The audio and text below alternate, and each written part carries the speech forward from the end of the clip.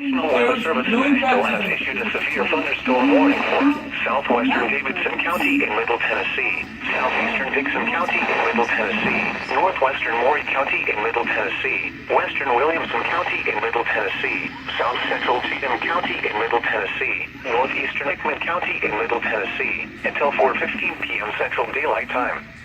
At 3:47 p.m. Central Daylight Time, severe thunderstorms were located along a line extending from near Burns to 10 miles east of Centerville, moving northeast at 45 miles per hour. Hazard, 60 miles per hour wind gusts.